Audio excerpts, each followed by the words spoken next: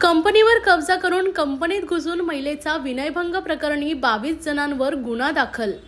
नवी मुंबई येथे कंपनीसाठी भाड्याने फ्लॅट घेण्यासाठी दाखवून त्याची खोटी कागदपत्रे, विजेची बनावट बिले बनवून 11 लाख रुपये उसने घेतले। पैशांची मागणी केल्यानंतर फिर्यादी दिनेश शिवराम पुत्रन, वय वर्ष 52, राहणार वाघबीळ ठाणे यांच्या विरोधात तुर्भे पोलीस ठाण्यात तक्रार दाखल करण्यात आली।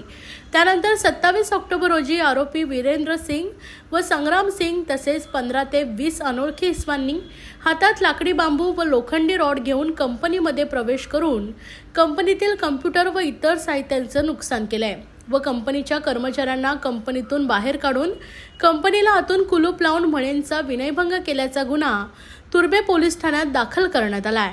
फिर्यादी दिनेश पुत्रन, वय वर्ष 52, राहणार Thane Waghbil, Prithvi precision engineering private limited या नावाची कंपनी ही flat number EL 55 TTC industrial area Mahape MIDC Navi Mumbai या ठिकाणी आहे। सदरच्या कंपनीमध्ये फॅब्रिकेशनचं ते काम करतायत। त्याकरता या कंपनीमध्ये एकूण 10 कर्मचारी काम करतात। सन 2012 साली W133 खेरणे MIDC नवी मुंबई या ठिकाणी भाड्याने जागा घेऊन चालू केली होती। त्यानंतर काही दिवसांनी आमच्यावर नमूद कंपनी आम्ही फ्लॅट न PAPR 402 रबाळे MIDC नवी मुंबई या ठिकाणी सुरू केली। त्यानंतर सन 2018 साली आम्ही स्वतःच्या कंपनीसाठी जागा खरेदी करण्यासाठी बघू लागलो। त्यावेळी मला शंकर धोत्रे नावाचा इस्टेट एजंट भेटला आणि त्याला मी जागा खरेदी करायची असल्याची माहिती दिली। त्यावेळी शंकर धोत्रे यांनी आम्हाला संग्राम महेंद्र सिंग व वीरेंद्र सिंग या दोघांना भेटवले व त्यांच्याकडे असलेला flat number EL 55 TTC industrial area Mahape MIDC Navi Mumbai हा फ्लॅट विक्री करायचा असल्याचं सांगून तो दाखवला। संग्राम सिंग व वीरेंद्र सिंग यांनी सदरचा फ्लॅट मला भाड्याने घेण्यास सांगितले। त्यावेळी संग्राम सिंग यांनी माझ्यासोबत खोट्या कागदपत्रांच्या साहाय्याने भाडे करारनामा बनवला होता। सदरचा भाडे करारनामा करताना विजेची बनावट बिले ही बनवली होती। संग्राम सिंग व वीरेंद्र सिंग याला आम्ही फ्लॅटचे सर्व कागदपत्र मागत होतो, परंतु संग्राम सिंग व वीरेंद्र सिंग हे कागदपत्र देण्यास नकार देत होते।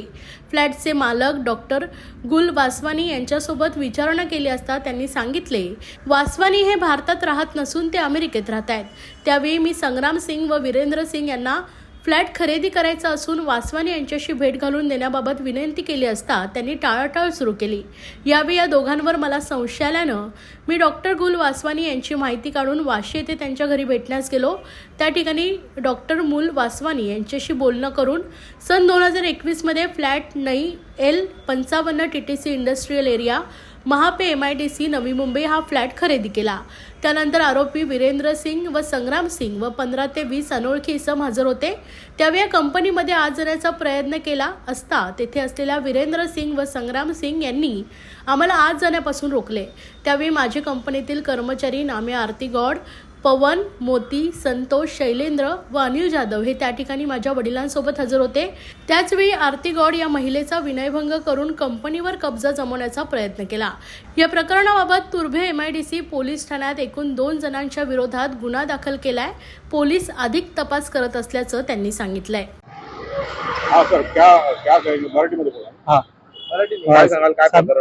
माझं नाव दिनेश शिवराम पुत्रन आणि मी हा जो प्लॉट आहे मापे MIDC मधला EL 55 हा प्लॉटचा मी एक ओनर आहे। म्हणजे ही प्रायव्हेट लिमिटेड कंपनी आहे, मेसर्स पृथ्वी प्रिसिजन इंजिनिअरिंग प्रायव्हेट लिमिटेड, आणि या कंपनीत आम्ही आईस प्लांट बनवतो। आणि हा प्लॉट जो खरेदी केला तो आम्ही डॉक्टर गुल वासवानी यांच्याकडनं आम्ही हा प्लॉट परचेस केला आणि जो प्रोसिजर वगैरे आहे तो आम्ही पूर्ण फॉलो करून त्याचं लीगली डॉक्युमेंट्स वगैरे सबमिट करून परत जे माझे ओनर होते, याचे अगोदरचे ओनर डॉक्टर गुल वासवानी ते स्वतः कन्फर्मिंग पार्टी म्हणून MIDC मध्ये आले आणि इकडचे जे झोनल ऑफिसर आहेत, एरिया मॅनेजर, त्यांच्याशी त्यांनी भेट घेतला। त्यांनी त्यांच्या म्हणजे एक मुलाखत झालेली, त्यात त्यांनी पूर्ण त्यांना विचारलं हा प्लॉट तुम्ही घेतला पण तुम्ही विकता का, त्याच्याबद्दल सगळं एरिया मॅनेजरनी त्यांना कंप्लीट विचारून त्यानंतर मग मला पण बोलवला। मी हा प्लॉट का घेतोय त्याच्याबद्दल मला विचारलं। मी बोललो की आम्ही असं एक फॅब्रिकेशन कंपनी आहे आम्ही हीट एक्सचेंजर, आईस प्लांट वगैरे बनवतो. तर आम्हाला हा प्लॉट त्याच्यासाठी मॅन्युफॅक्चरिंग करून एक्सपोर्ट, जसं आता नरेंद्र मोदीजी बोलले की मेक इन इंडिया, तो आम्हाला साकार करायचं होतं.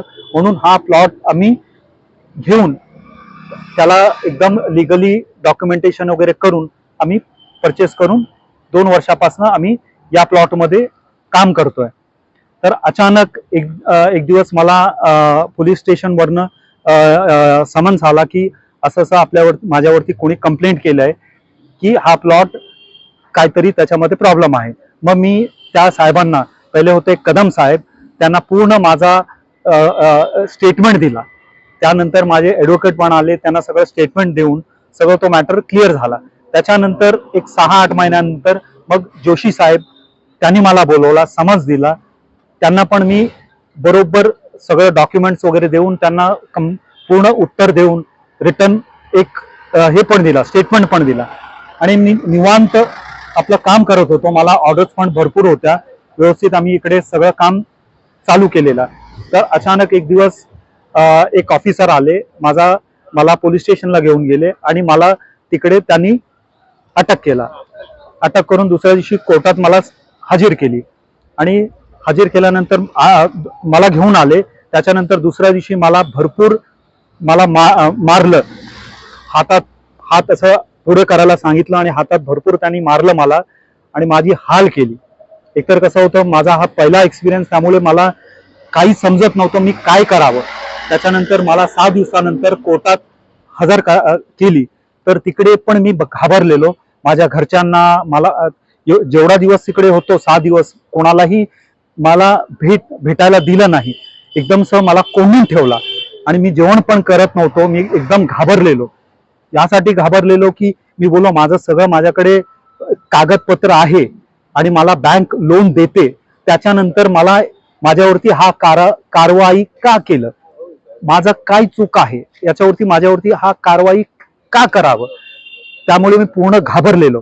त्यानंतर 7 दिवसाच्या नंतर मी एकदम म्हणजे कन्फ्यूज झालेलो, माझ्याकडनं काय चूक झाला. आता आमचं सिस्टम सगळं ऑनलाईन झालेलं आहे. त्याच्यामध्ये आम्ही पूर्ण जो डॉक्युमेंट आहे त्याला स्कॅन करून अपलोड सेवा पोर्टलमध्ये अपलोड करतो. अपलोड केल्यानंतर मग MIDC कडनं आम्हाला लेटर येतो, त्याचा आम्ही उत्तर देतो. हे सगळं एकदम कायदेशीर आम्ही केल्यानंतरही मला ताब्यात का घेतला. ठीक आहे. त्याच्यानंतर मग सिनियर स्वतः आले आणि कोर्टात ते परत माझ्या 2 दिवस ताबा घेतला. त्या दिवशी पण मला कोणाशी बोलायला दिलं नाही किंवा माझे ॲडव्होकेट, त्यांच्याशी पण मला बोलायचं होतं, हे कोणाशी मला संपर्क करता आला नाही. मग 2 दिवस ताबा परत दिला मला. त्या 2 दिवसात परत मला हॅरॅसमेंट भरपूर झाला, तिकडे भरपूर हॅरॅसमेंट झाला. तरी मी घाबरलेलो. मी विचार केला, जर मी जाऊन कोर्टात हे सगळं सांगितलं तर परत मला मारतील. याने मी काही तिकडे बोललो नाही. त्याच्यानंतर मला मग 14 दिवस जेल झाला. जेल झाल्यानंतर मग माझ्या ॲडव्होकेटनी त्यांची जी फोर्जरी कॉपी वगैरे आहे तो पूर्ण कोर्टात सबमिट केला. त्यांना दाखवलं की कसा हा फोर्ज झालाय. त्याच्यानंतर मला बेल मिळाला. बेल मला शुक्रवारी संध्याकाळी मिळालं आणि शनिवारी सगळं येऊन फॅक्टरीत मी बघितलं, सगळं माझं काम बंद झालेलं. कारण मी सायनिंग ऑथॉरिटी आहे. माझ्या सिग्नेचर किंवा माझ्याकडे सगळं, माझा मोबाईल सुद्धा ताब्यात घेतला गेला. कारण तिकडे मी बोललो, साहेब माझा बिझनेस आहे आणि हा जो प्रॉपर्टी आहे मी फक्त व्यापार करण्यासाठी, व्यवसाय करण्यासाठी घेतलाय. बरोबर मी GST पे करतो आणि आम्ही इम्पोर्ट एक्सपोर्ट सुद्धा करतो. आमच्या याने हा जो MIDCचा प्लॉट आहे तो कोणाला दिलं जातं, एक व्यवसाय जो करतोय बिझनेसमॅन, एक नेशन ग्रोथ, त्याच्यासाठी हा प्लॉट दिला गेला आहे. तर त्याला आम्ही बरोबर एकदम मन लावून रात्र इकडे आम्ही मेहनत करत होतो. मग शनिवारी इकडे आलो, बघितलं सगळं माझं काम बंद झालेलं आहे. माझे सगळं ऑर्डर्स पेंडिंग आहेत. जे आज मला जे पैसे दिलेत ऍडव्हान्स मध्ये जे आम्ही घेतलंय तो आम्हाला त्यांना कम्प्लीट करून द्यायचा आहे, नाहीतर मग परत आमच्यावरती ते समोरचे आमच्यावरती केस करतील. तर असा प्रॉब्लेम आहे. आता त्याच्यामध्ये मी निवांत होतो. आज सकाळी 10 ते 15 गुंड इकडे आले. माझे 2 लेबर आतमध्ये काम करत होते, ते आतमध्ये गेले. दोघांना जबरदस्ती बळजबरी त्या दोघांना बाहेर घेतला आणि त्यांना धक्का मारला. माझी अकाउंटंट आली, तिला पण आतमध्ये जायला दिलं नाही.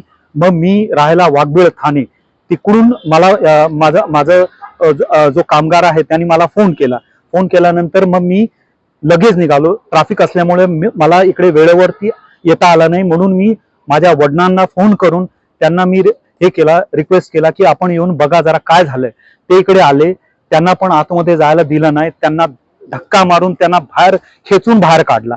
त्याच्यानंतर त्यांनी आतमधनं